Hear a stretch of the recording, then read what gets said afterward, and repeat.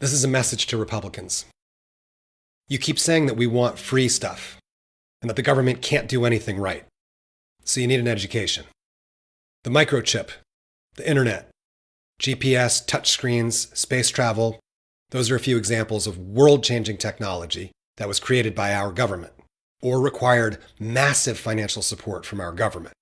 Now, I paid for that with a third of my money in the form of taxes, but I didn't get a return because all our technology was just given away to private industries, and then it was sold back to us so that someone else could profit.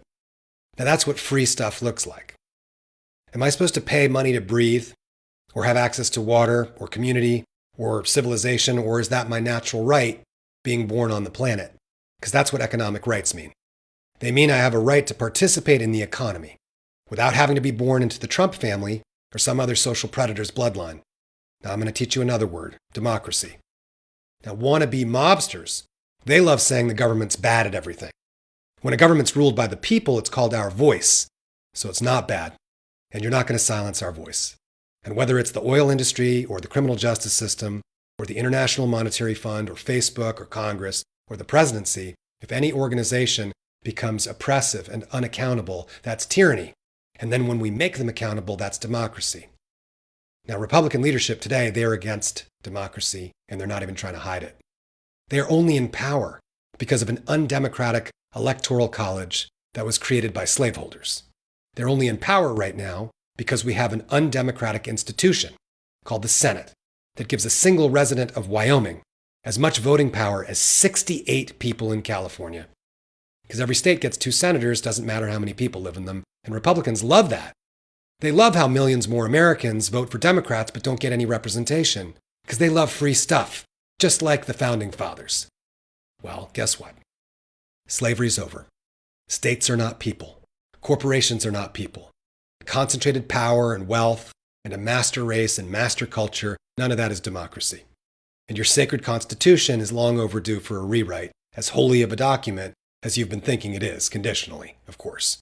Because even the empire-hungry colonists would have been disgusted by your handing over everything, sir, yes, sir, to the lords and ladies of big box stores, oil, and money that Republicans are worshiping today. The American dream made us famous all over the world. We gave people hope. But Republicans love it so much more now that people have the worst chance at making it here than any other rich nation. They prefer the class system, the caste system, extreme inequality, and poverty. Because keeping other people down, the communist, the Mexican, the scary pronoun, whatever word they want to give them, it makes them feel superior, like the old days, scared and demonizing whatever's out in the woods, outside of the colony. It doesn't matter that their lives aren't much better. They're living through the achievements of their gods, icons of money, power, cruelty, and dripping arrogance. And that's why they love a fabric flag more than the human flesh and blood that live and die under it, because they're idol worshippers. And that is exactly what Jesus and Muhammad and Moses told you not to do. How dare you invoke the name of the Almighty and his messengers against the weak, the meek, and the poor? The prophets led movements of the persecuted before they were overtaken by the persecutors, who allied themselves with totalitarians like you're doing now with modern-day Saudi Arabia and Israel under Netanyahu and this radical Christian cult, all for a dirty oil empire that is soaked in the blood of men, women, and children, and all the creatures of the earth. Now, when Republican leaders say they love freedom, they love the freedom of unchecked domination. And their followers, they love the freedom to live out some paranoid revenge fantasy of needing a firearm in case their superiority gets challenged in a Walmart or on some street in Portland. If you're wondering what set me off, I just saw how the right-wing PR machine's uplifting war criminal soldiers that the Navy condemned and their dear leader pardoned. And I guess some people on the right want these savages to campaign with their master as heroes.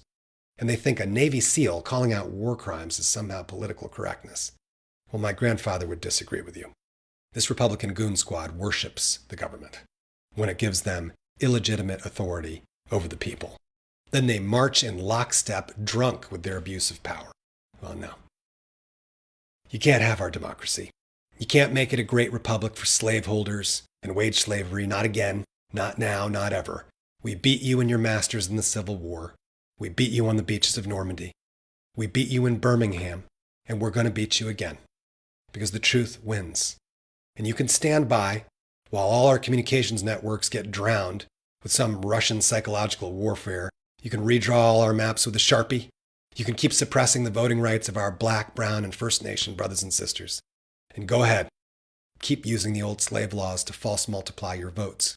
Keep tricking all your scared, angry, ignorant old white people into supplication before your orange golden calf. But we're going to beat you.